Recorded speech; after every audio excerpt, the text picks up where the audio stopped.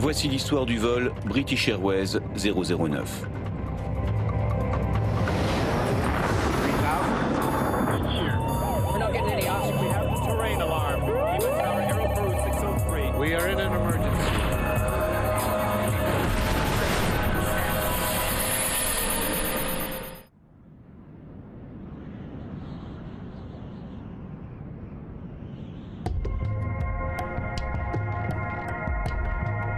Nous sommes le 24 juin 1982, quelque part au-dessus de l'Indonésie. Le vol British Airways 009 est parti de Londres la veille. Et après 2 escales, il vole maintenant vers Perth, sa destination finale en Australie. À bord, 263 passagers, dont Phyllis Welsh et sa fille installés dans la dernière cabine, tout au fond de l'appareil. Comment ton héroïne Fanny Price s'en sort-elle? Oh, elle vit un moment difficile à Mansfield Park, mais pour moi, c'est un bon endroit pour y passer quelques heures. Ça ne me dérangerait pas d'y être.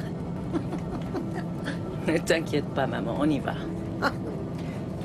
Nous avions déjà traversé au moins 8 fuseaux horaires. Nous étions très fatigués. Nous étions passés par Bombay, par Kuala Lumpur, et nous n'avions pas réussi à beaucoup dormir, voire pas du tout. Et c'était une nuit noire. Devant Betty et Phyllis se trouve Charles Capwell, un Australien qui retourne chez lui à Perth avec ses 2 garçons, Chas et Stephen. Allez, calmez-vous les garçons. C'est l'heure de faire la sieste. Retournez à vos places. Non! Pourquoi? Tu veux dormir ici? D'accord.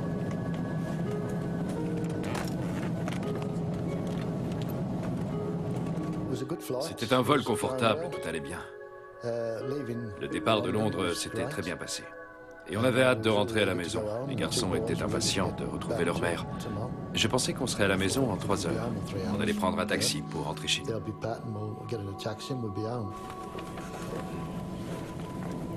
La plupart des passagers viennent de Londres et ils ont entamé leur long voyage il y a une vingtaine d'heures.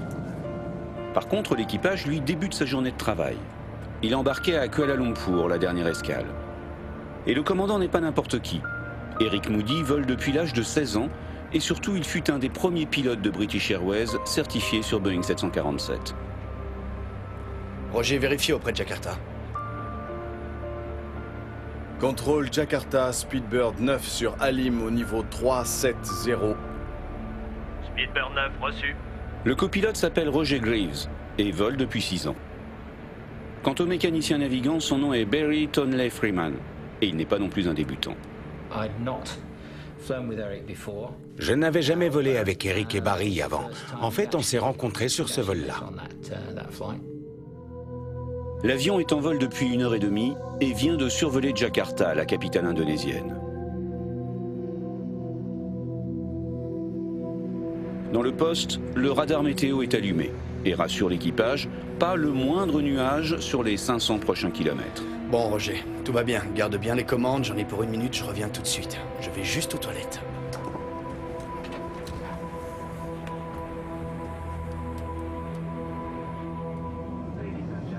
Dans la cabine, plongée dans la pénombre, la plupart des passagers dorment. Et aucun ne remarque la légère brume qui apparaît au-dessus des têtes. À cette époque, les vols étaient fumeurs et elle pourrait passer pour de la fumée de cigarette. Mais l'œil exercé du personnel de cabine suspecte autre chose. Il semble y avoir beaucoup de fumée là-bas. Il n'y a pas de fumée sans feu. Et pour un avion en vol, le feu est le pire des ennemis. Peut-être que quelqu'un a fumé dans les toilettes. Allons vérifier. Si un début d'incendie couvre quelque part à bord du 747, il est urgent de le découvrir et de le maîtriser.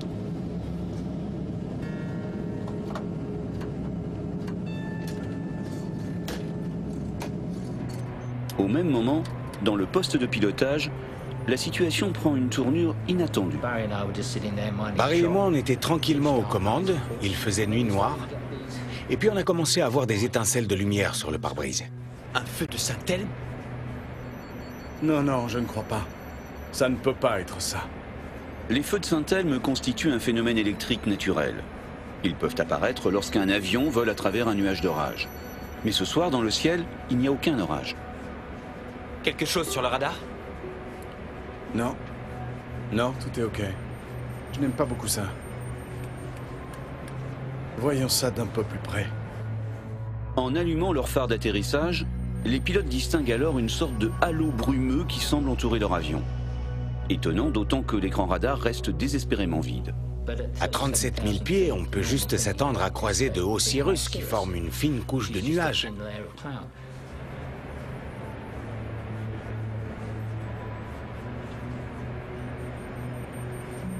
Je pense qu'il faut faire revenir le commandant.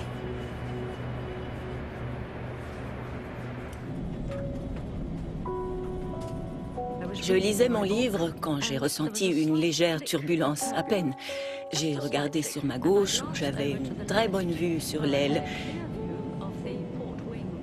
Et, à ma grande surprise, elle était entièrement enveloppée d'une lumière blanche, brillante. Je me suis remise à lire, mais j'ai fini par réaliser que je lisais sans cesse le même paragraphe, sans en comprendre un seul mot. Je ne savais pas du tout ce qui se passait.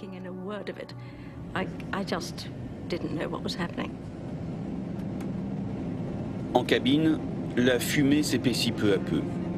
Clairement, il ne s'agit pas de fumée de cigarette, et l'inquiétude monte. D'autant que le personnel de bord a beau chercher, il ne trouve aucun foyer d'incendie. Très bien. Allons voir si les passagers vont bien.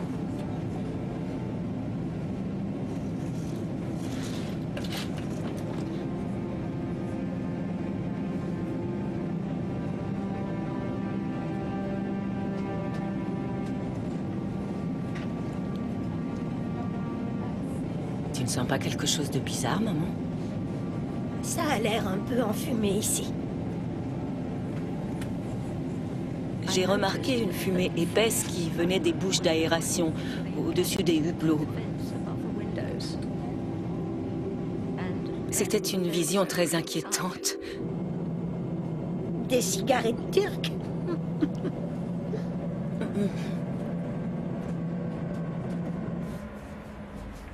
Il y avait une odeur à la fois sulfurique et électrique. Je suis revenu dans le poste de pilotage en m'attendant à un problème électrique quelque part. Mais j'étais bien loin de la vérité. Quand est-ce que ça a commencé? Juste après que vous soyez sortis. Il y a quelque chose sur le radar? Non, rien. Pas un nuage. Oh mon Dieu, regardez le moteur 4. On dirait qu'il est éclairé. Commandant, jetez un œil sur le moteur 1. C'est la même chose de mon côté. Dans toute leur carrière, aucun des trois hommes n'a jamais rien vu d'aussi étrange. La scène relève presque de la science-fiction. L'illumination nocturne serait même grandiose si elle n'était pas le prémisse de défaillances beaucoup plus graves.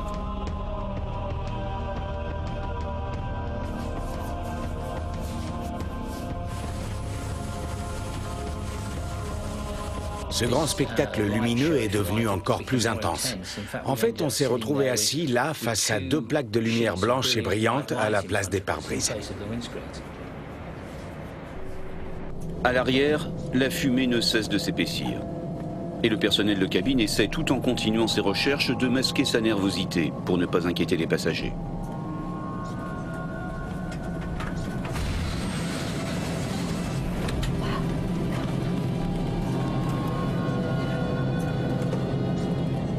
C'est quoi toute cette fumée? Il y avait de la fumée dans la cabine. Et il faisait vraiment très chaud. On était en nage, on était trempés de sueur. Et la fumée âcre vous rentrait dans la gorge, le nez, les yeux. On se frottait les yeux et on se mettait à pleurer. Oh, ce n'était pas agréable du tout, du tout. Le plus étonnant, Barry Tonley Freeman, le mécanicien navigant, a beau s'écarquiller les yeux sur ses cadrans. Pour l'instant, tous les paramètres sont normaux et il n'a aucune alarme d'incendie. Je ne trouve rien. La situation est surréaliste, presque surnaturelle. Mais le pire est à venir.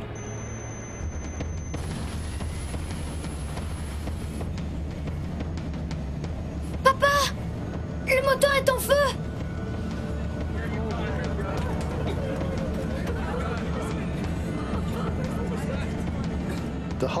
Toute l'aile était enrobée de lumière.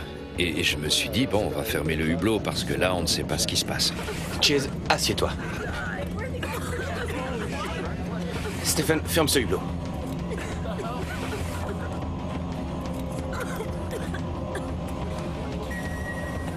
Puis j'ai réalisé que quelque chose n'allait pas du tout.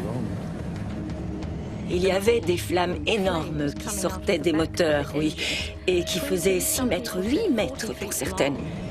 Ces flammes immenses qui jaillissaient de tous les moteurs. Est-ce qu'elles allaient pénétrer dans l'avion? Est-ce qu'on allait mourir brûlé? Est-ce qu'on allait mourir étouffé? Qu'est-ce qui allait arriver? C'était dû à quoi? Qu'est-ce qu'ils allaient faire? Alors que le feu semble dévorer l'intérieur des moteurs, le réacteur extérieur gauche brutalement s'arrête. Pas de moteur sur le numéro 4. Procédure d'incendie sur le numéro 4. Vérification de puissance. Fait. Manette des gaz. Fermé. Levier de démarrage. Éteint. Quand un moteur tombe en panne, on exécute la procédure adéquate pour le couper ou pour le redémarrer.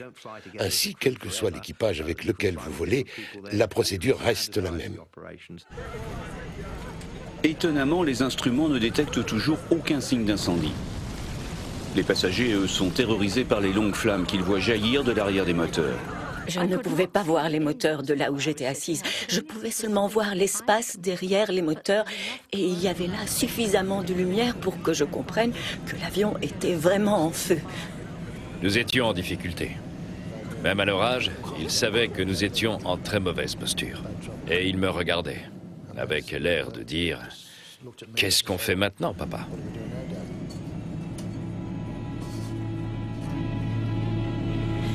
Je veux être tout près de toi. Si quelque chose nous arrive, oh s'il te plaît.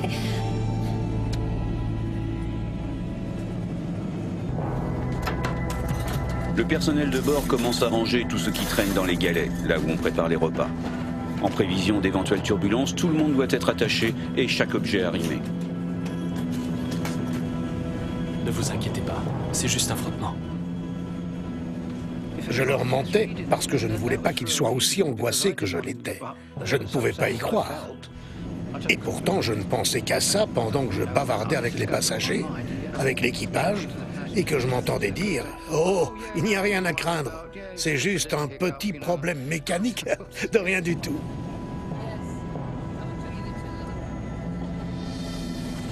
La situation est périlleuse. L'avion est à 11 000 mètres au-dessus de l'océan et sur 3 moteurs, il continue de s'éloigner de Jakarta, l'aéroport le plus proche. Et quelques secondes plus tard... Moteur numéro 2 en panne. Très bien, commencez l'arrêt du moteur. Non, attendez! Ils sont tous en panne. Les 4 moteurs sont arrêtés.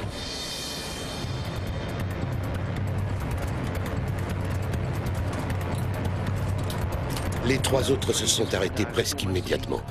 Et on s'est retrouvés en situation de détresse. Les moteurs faisaient un bruit sourd de grincement, presque comme une bétonnière. Et puis, peu à peu, le bruit a disparu et ils sont devenus silencieux. En 1 minute et demie, nous sommes passés de 4 moteurs qui fonctionnaient normalement à aucun. Que se passe-t-il? L'équipage est face à une véritable énigme.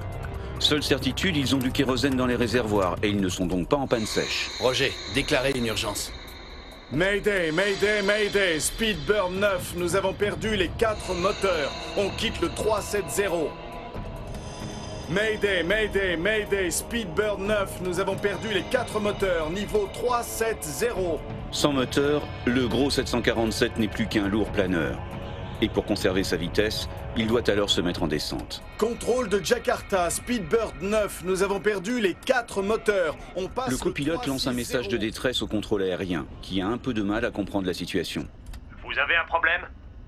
Contrôle de Jakarta de Speedbird 9, nous avons perdu les 4 moteurs. Je répète, les 4 moteurs. Maintenant, on vient de passer au niveau 350. Speedbird 9, vous avez perdu le moteur numéro 4? Cet idiot ne comprend pas. Contrôle de Jakarta de Speedbird 9. Nous avons perdu les 4 moteurs. Je répète, les 4 moteurs. Maintenant, on descend vite. On a passé à 350. Malheureusement, le contrôleur de Jakarta semblait avoir légèrement du mal à comprendre ce que nous lui disions. Les 4 moteurs, niveau Finalement, c'est un 350. autre avion volant à proximité qui relaie le message de détresse au contrôleur de Jakarta. On continue à descendre. On passe au niveau 350. Speedbird 9, tous les moteurs sont en panne. En attente. Le cas est unique dans les annales de l'aviation. Jamais un Boeing 747 n'a perdu presque simultanément ses 4 moteurs en vol. Pour l'équipage, c'est incompréhensible. On a dû foirer quelque part. On était tellement angoissés à l'idée d'avoir fait une erreur. Vous voyez, d'avoir causé tout ça. Tous les trois, on ressentait exactement la même chose. On était envahis de culpabilité. Qu'est-ce que j'ai oublié? Qu'est-ce que j'ai mal fait? Parce que vous savez, ce genre de choses n'arrive jamais. Malgré sa taille et son poids de 400 tonnes, le 747 peut planer un certain temps. En gros, il va perdre 1000 mètres d'altitude pour 15 km parcourus. À cette vitesse, il lui reste un peu plus de 25 minutes avant de percuter l'océan.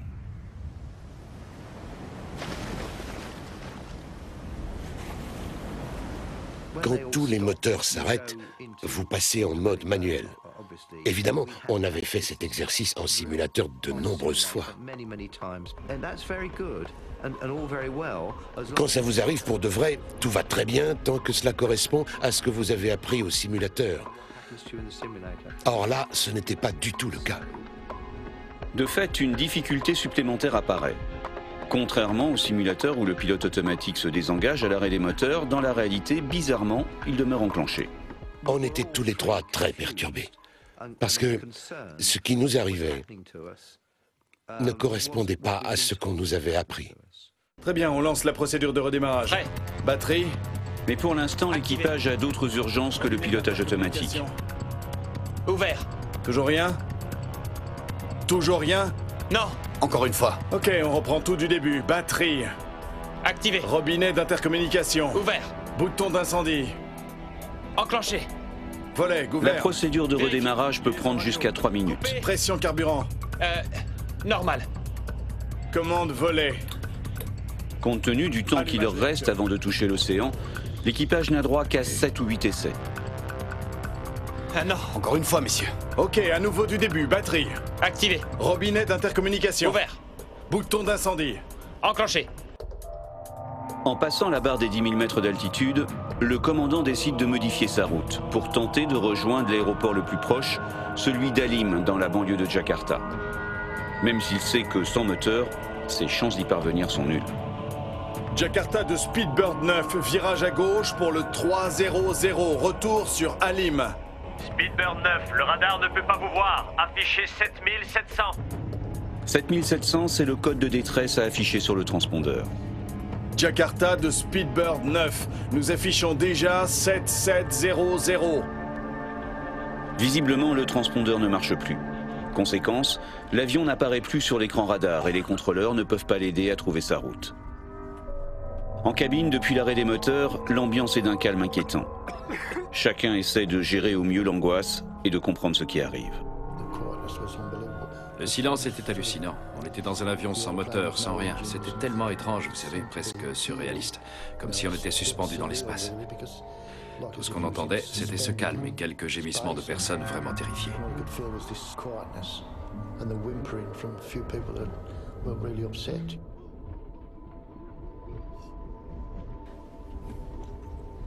Certaines personnes se tenaient très droites, comme si elles n'avaient rien remarqué. Au début, on éprouve de la peur à l'état pur. Et puis, au bout d'un moment, on accepte. Vous savez que vous allez mourir. Nous savions que nous allions mourir. Qu'est-ce qui se passe? Quel est le problème? C'est juste une défaillance technique. Je suis passé par bien pire, croyez-moi. Tout ira bien. Je pense que si je m'étais assis pour prendre conscience de ce qui était réellement en train de se passer, je n'aurais jamais pu me relever. Un steward est venu vers nous et il a dit « Mesdames, est-ce que tout va bien ?» Oui, on a dit « Nous allons très bien », ce qui était un mensonge absolu. Mais c'était comme ça. Il était absolument vital de ne pas paniquer. Dans le poste, la situation ne s'arrange pas. Malgré leurs efforts, les pilotes n'arrivent pas à redémarrer les moteurs. Et alors que le commandant essaie de maintenir une vitesse entre 250 et 270 nœuds, les indicateurs de vitesse semblent eux aussi défaillir. Commandant, j'ai 320 nœuds de mon côté. Eh bien, j'ai 270. Putain, c'est une différence de 50 nœuds. Je vais varier la vitesse. C'est une difficulté supplémentaire. Les indications de vitesse ne sont plus fiables. Or, pour éviter le décrochage et aussi favoriser le redémarrage des moteurs, l'avion doit afficher une certaine vitesse. Donc, à partir de ce moment-là, Eric a fait varier la vitesse d'une centaine de nœuds. Nous, on avait besoin d'une vitesse précise pour redémarrer les moteurs. On espérait à chaque essai, en injectant le carburant dans les réacteurs, avoir la chance de tomber sur la bonne vitesse. Pour modifier la vitesse, le commandant est repassé en pilotage purement manuel. À partir de là, il va pouvoir accélérer ou ralentir simplement en poussant ou en tirant sur le manche. Évidemment, ces mouvements de montagne russe ne sont pas très discrets pour les passagers. À un moment, l'avion a commencé à bouger de façon étrange. Il semblait grimper en flèche, puis piquer vers le bas. C'était la sensation qu'on avait, et les montagnes russes étaient si violentes qu'on avait l'impression que l'avion allait casser. L'avertissement de pression, capitaine, nous sommes à 10 000. L'avertissement de pression, c'est pas censé faire ça. Et là, une alarme a retenti. Ça ne nous était jamais arrivé au simulateur. Ça nous a complètement surpris. Les moteurs servent également à maintenir la pressurisation de la cabine. Comme les moteurs étaient à l'arrêt, l'air n'était plus propulsé dans la cabine qui commençait à se dépressuriser. Or, avec la dépressurisation de la cabine, le niveau d'oxygène commence à se réduire dangereusement. La respiration est de plus en plus difficile. Les pilotes ont des masques à oxygène individuels qu'ils doivent mettre en cas de dépressurisation. Mais nouveau problème, celui du copilote ne marche pas. Mon masque à oxygène, oui. Ça, c'était un problème dont je me serais bien passé. Il était rangé au-dessus de ma tête.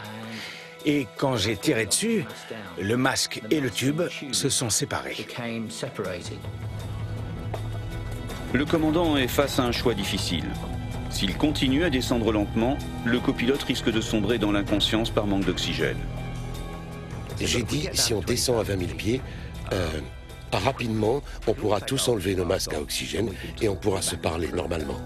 En fait, nous avons dû augmenter la vitesse pour descendre rapidement. Ce qu'on n'aurait jamais fait dans ces circonstances si on avait eu le choix. Alors j'ai piqué et on a perdu environ 6 000 pieds en 1 minute. La dépressurisation est telle qu'elle finit par déclencher la descente automatique des masques à oxygène en cabine. Des trucs sont tombés du plafond. Ils pendouillaient devant nous. Stephen avait bien le sien, mais Chase avait trop tiré dessus. Et il l'avait débranché. Donc j'ai fait en sorte que Chase ait de l'oxygène. J'avais vu des films sur des avions. Et croyez-moi, quand ça se produit, vous êtes dans un sérieux pétrin. Aide-moi. Voilà, c'est bon. Respire normalement, maman. Pas profondément. Respire calmement. Les masques à oxygène sont descendus. Et nous les avons mis comme cela avait été décrit lors de la démonstration de sécurité que nous avions heureusement suivie au début du vol. Mais il me semblait que l'apport d'oxygène ne fonctionnait pas. Est-ce que le tien marche? Non, il n'y a rien qui sort. Le chef de cabine tente de fournir quelques explications aux passagers. Mais faute d'électricité, le système de sonorisation ne fonctionne plus. Il doit alors faire avec les moyens du bord.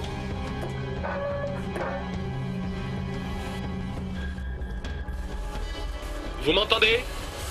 Nous avons un petit problème avec le système de sonorisation. Donc, si vous voulez bien, placez vos masques sur votre bouche et votre nez et respirez normalement. Tout va bien se passer. Alors que les passagers se débattent avec leur masque à oxygène, le commandant voit les minutes s'écouler. Si aucun moteur n'accepte de redémarrer, il sait que sa dernière alternative sera de tenter un difficile amérissage en plein océan.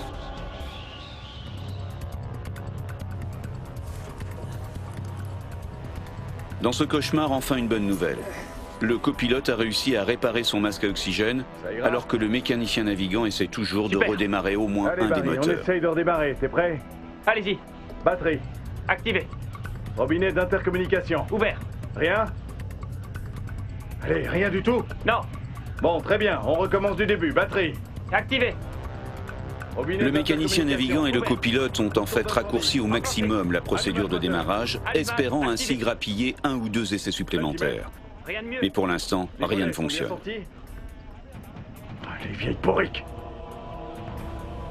On était entré dans un processus de perpétuel recommencement. Malgré tous nos efforts, on n'avait aucun succès avec la procédure de redémarrage.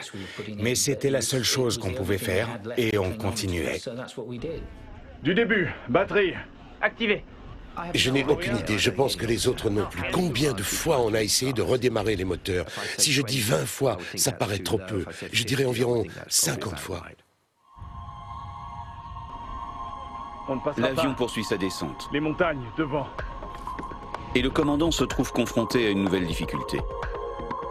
Entre l'avion et l'aéroport se dresse une chaîne de montagnes qui culmine à 3500 mètres. Et il sait que sans moteur, il ne pourra pas la franchir.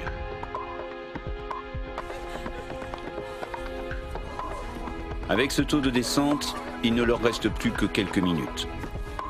Le commandant décide alors de s'accorder encore une ou deux tentatives de démarrage avant de reprendre le cap vers l'océan pour tenter un amérissage. Très bien. On a quelque chose? Ça ne redémarre pas. Je savais bien que c'était tellement difficile de faire amérir un avion, même dans les meilleures conditions. Et je me suis dit, bon, on n'a pas les meilleures conditions et je ne l'ai encore jamais fait. Dorénavant, les passagers s'attendent au pire.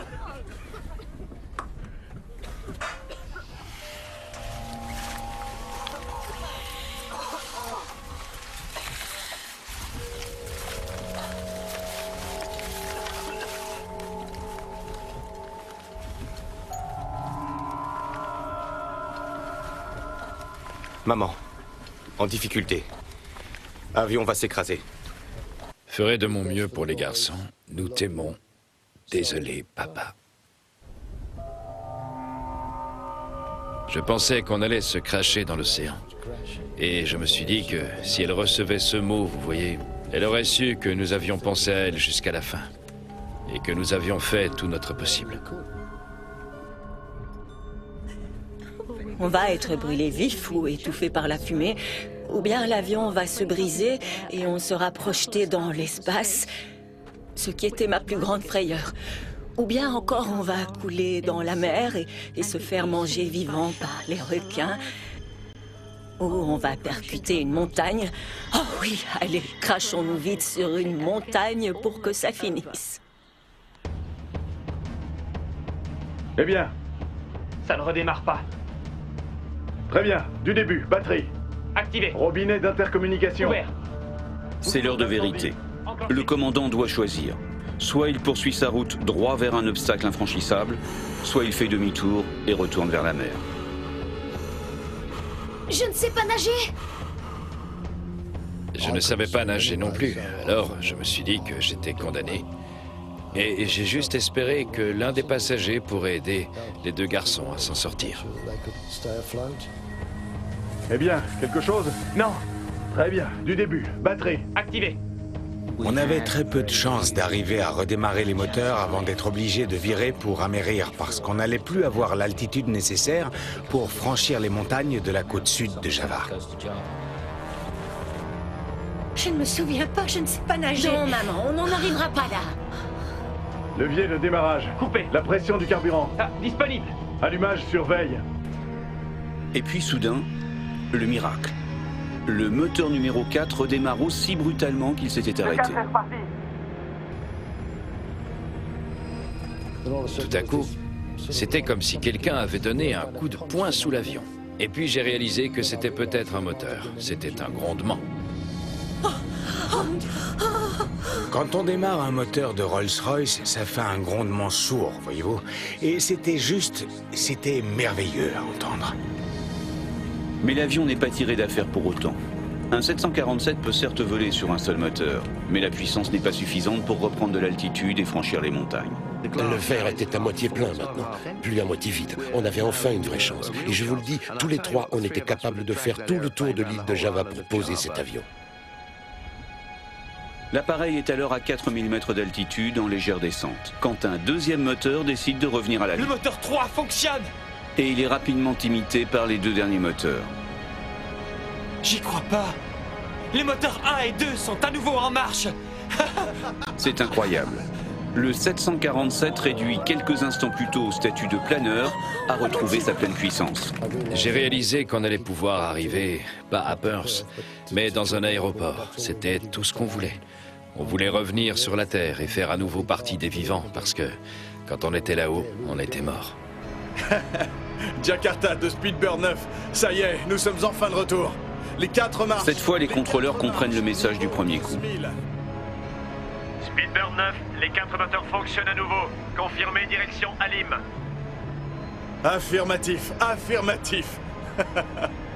On s'est dit, bon, posons ce truc au sol aussi vite que possible. Mesdames et messieurs, c'est votre commandant de bord qui vous parle. Nous avons surmonté notre problème et réussi à redémarrer les moteurs. Nous nous déroutons vers Jakarta, nous atterrirons dans une quinzaine de minutes.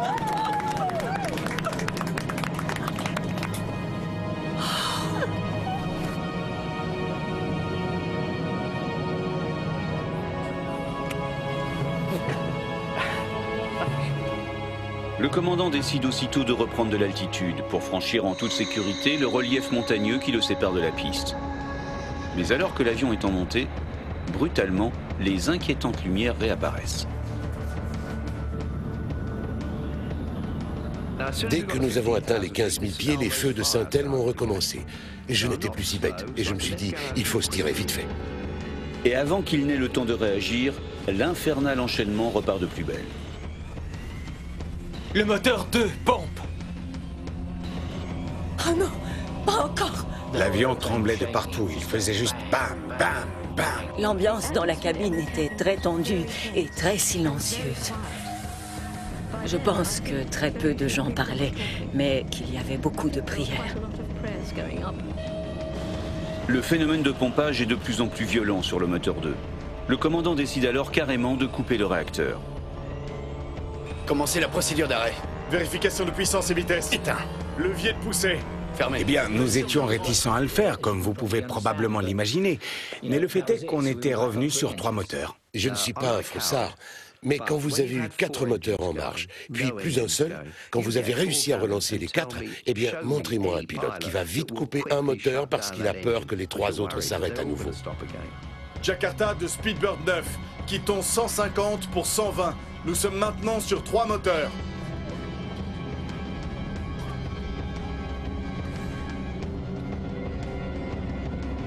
Alors que l'avion se rapproche de l'aéroport de Jakarta, les pilotes ont beaucoup de difficultés à voir à travers leur pare-brise, qui paraît comme embrumé.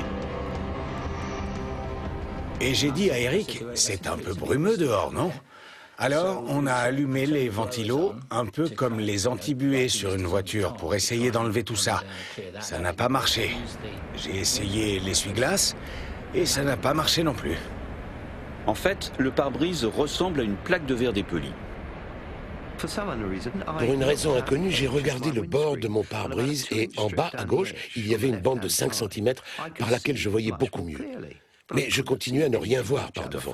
Ça devenait de plus en plus opaque à mesure qu'on se rapprochait des lumières. Enfin, histoire de tout simplifier, l'ILS de la piste, le système d'aide électronique à l'atterrissage, est en panne. Contrôle Jakarta, autorisé pour la procédure d'approche. Virée verticale balise. Notez que le plan de descente de l'ILS est en panne. La balise qui vous indique l'axe de la piste fonctionnait, mais le plan de descente qui vous donne la pente idéale pour la descente ne fonctionnait pas.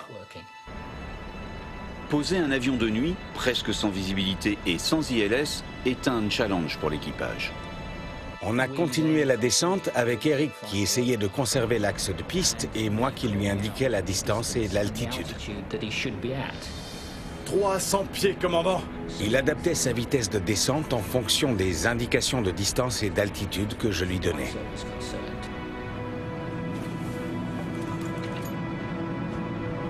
200.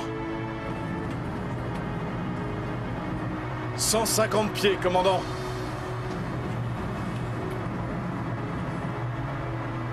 100 pieds. 50 pieds. 30 pieds. On y est, ma chérie. Oh, c'est posé.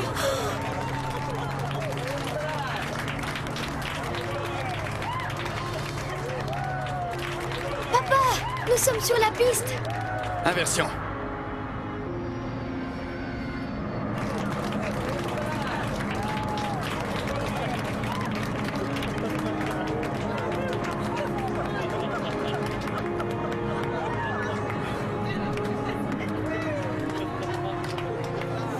« 90 nœuds. 80 nœuds.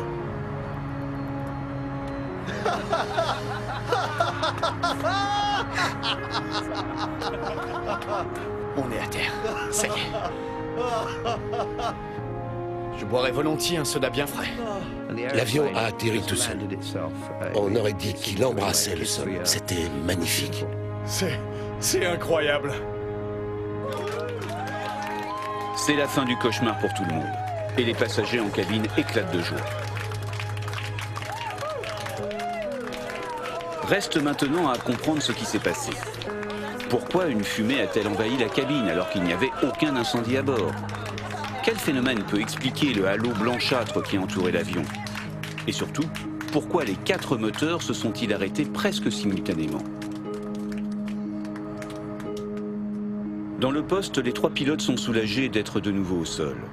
Mais ils demeurent inquiets. Ont-ils commis une erreur? La première chose qu'on a faite après avoir parqué l'avion et tout éteint, ça a été de regarder dans la paperasse pour voir s'il y avait quelque chose, quelque part, qui aurait pu nous donner un semblant d'indication sur le phénomène qu'on avait vécu. Ça va nous revenir. Les dégâts sur le 747 sont importants. Le pare-brise a été complètement rayé et le fuselage a été comme poncé. À certains endroits, le métal est carrément à nu. Toute la peinture est partie. L'équipage doit attendre le lever du jour pour se rendre réellement compte des dommages. Nous y sommes retournés le lendemain pour le regarder en plein jour. Il avait perdu son lustre et à certains endroits, il avait été comme sablé tellement fort que tous les autocollants et la peinture étaient partis. Mais le pire est apparu quand ils ont démonté les moteurs. Les moteurs sont des Rolls-Royce de construction anglaise. L'enquête est confiée à Malcolm Grayburn, un ancien ingénieur.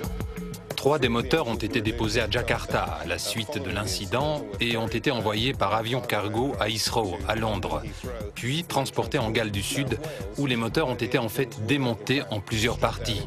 Et c'est à ce moment-là que j'ai commencé. Malcolm Grayburn est abasourdi. La plus grande partie des moteurs est complètement rayée et profondément marquée. Nous avons fait faire une expertise scientifique des moteurs et nous avons tout enregistré sous forme d'analyse photographique et d'analyse de laboratoire. Il découvre rapidement que les moteurs ont été étouffés par une fine poussière composée de sable et de morceaux de roche. Envoyée en laboratoire, cette poussière est identifiée comme étant des cendres volcaniques.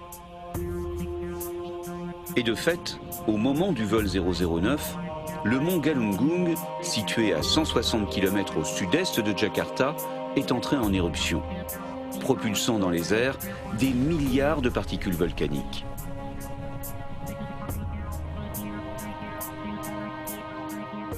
Tom Casadeval, le directeur de la commission géologique américaine, connaît bien le volcan Galunggung. L'Indonésie est le pays le plus volcanique au monde. Il y a plus de 130 volcans en activité, ce qui veut dire que leur première éruption date de plusieurs milliers d'années. L'éruption de Galunggung a été très forte au début des années 80. Elles ont été de plus en plus puissantes en avril, mai et juin 1982. Au sol, les dégâts furent aussi très importants. Plus de 60 000 personnes ont dû être évacuées. La nuit du vol 009, le volcan a connu une nouvelle et violente éruption.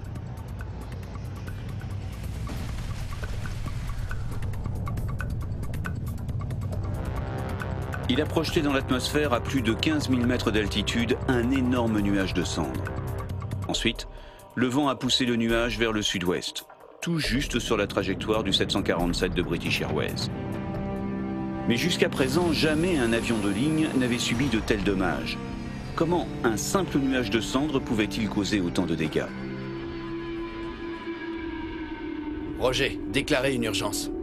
Mayday, Mayday, Mayday, Speedbird 9, nous avons perdu les 4 moteurs. Contrairement aux cendres que vous pourriez voir dans une cheminée ou après un incendie dans une forêt, ce n'est pas du tout un matériau souple. Ce sont des particules très fines de roches et de minéraux solides. Ce matériau est très abrasif. Sa forme est très angulaire. Si vous l'observiez au microscope, vous verriez des angles très vifs, et c'est ça qui a causé l'abrasion. Donc les poussières volcaniques ont abrasé le pare-brise, les bords d'attaque de l'avion et étouffé les moteurs. Mais comment expliquer les autres phénomènes comme le halo lumineux ou la fumée? Rappelez-vous que l'avion se déplace à près de 900 km/h au moment où il pénètre dans ce nuage. Bien que ce matériau soit très fin, il est suffisamment dur pour provoquer une abrasion et un frottement sur les parois. À haute altitude, l'environnement est très sec et ce sont les frottements qui produisent ces lueurs qu'on appelle feux de Saint-Elme. Ce phénomène électrique a également perturbé les transmissions radio entre l'équipage et le contrôle. Speedbird 9, vous avez perdu le moteur numéro 4 ? Une partie de la cendre volcanique, aspirée par les moteurs, s'est également retrouvée dans le système de ventilation. C'est elle qui a généré la fumée en cabine. Vous êtes passager, vous regardez par la fenêtre et tout à coup, vous êtes en train de respirer du soufre, un air sulfureux. Et c'est un choc, une sensation de choc. C'est une situation digne d'un musée des horreurs.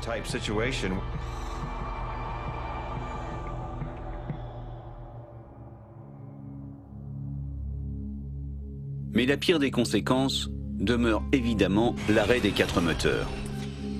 Que s'est-il passé? Un turboréacteur à double flux fonctionne en aspirant d'énormes quantités d'air, qui vont être fortement pressurisées dans le compresseur, avant d'être mélangées à du carburant et enflammées.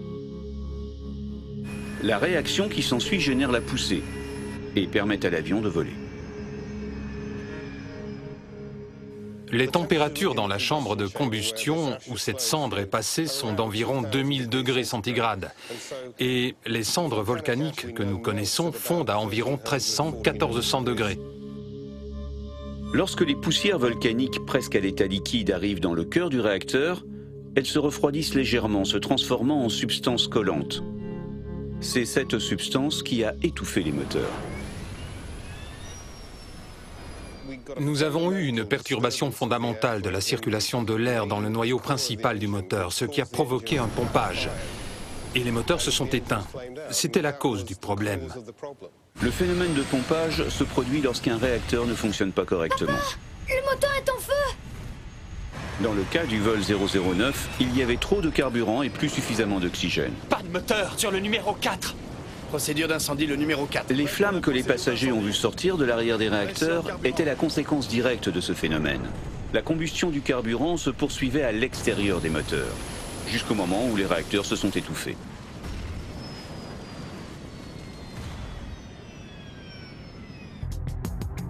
Malcolm Greyburn découvre également pourquoi les moteurs finalement ont accepté de redémarrer.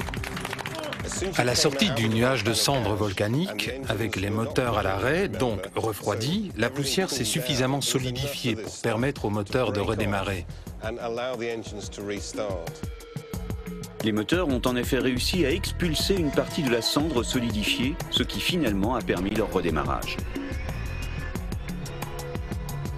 Le moteur 4 fonctionne. Notre expérience a beaucoup servi pour la formation des pilotes. Maintenant, ils savent interpréter les signes de la présence d'un nuage de cendres, comme l'odeur de soufre ou de la fumée dans la cabine, ainsi que, en vol de nuit, les feux de Saint-Elms, provoqués par la friction électrique sur les bords d'attaque de l'avion.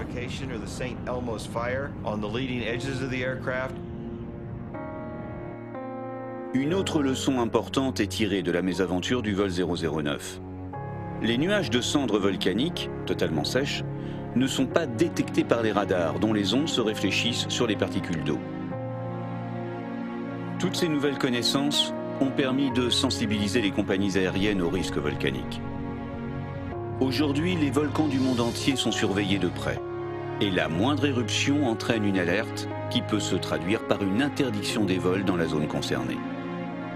Ce fut le cas en avril 2010, avec l'éruption d'un volcan islandais qui, en quelques jours, a expulsé dans l'atmosphère des milliards de mètres cubes de poussière volcanique. Appliquant le principe de précaution, les autorités ont décidé de suspendre une bonne partie du trafic aérien européen. Des dizaines de milliers de passagers furent pris au piège, bloqués dans les aéroports aux 4 coins de la planète. Mais finalement, tous sont rentrés chez eux, en totale sécurité. Quelques mois après leur nuit volcanique, l'équipage du vol 009 fut récompensé pour l'excellente maîtrise dont il a fait preuve. Je pense que le professionnalisme dont a fait preuve cet équipage est absolument fantastique. La façon dont ils ont réussi un atterrissage parfait après avoir été plongés dans des circonstances extrêmes, c'est extraordinaire. Et la façon dont ils ont récupéré cet avion, c'est absolument génial.